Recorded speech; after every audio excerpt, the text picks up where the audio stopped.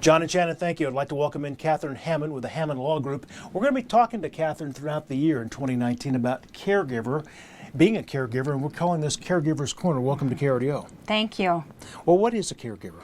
So, Mike, a caregiver is a little bit hard to define.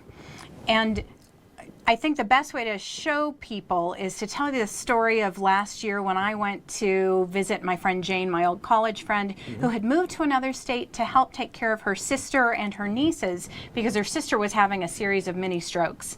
And so she had moved there, and I went to visit, and she's exhausted. She has lines on her forehead. Her eyes have bags under them, and she's having a hard time functioning, and she feels guilty that she's struggling because it's her sister who actually has the problem.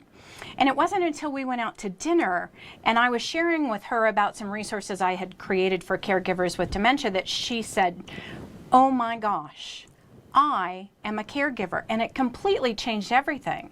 Completely changed it because suddenly she understood why she felt so stressed out, why she was having such a hard time. It wasn't just her sister going through something. So my definition of a caregiver is anybody who's providing some sort of support to another person, especially through a medical journey of some sort. Might be cancer, might be dementia. There are more than 43 million people who last year provided some sort of care for somebody else. And what is your message to caregivers right now? Once you know that you're a caregiver, you can find resources. The Alzheimer's Association has amazing resources for people with a loved one with dementia. We're in the process of creating a Thriving Life, a thrivinglife.org, as a support system for caregivers.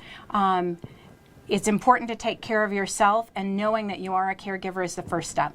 All right, we'll continue this journey throughout the year. It's good to see you. Good to see you, Great Mike. information. Thank you. John.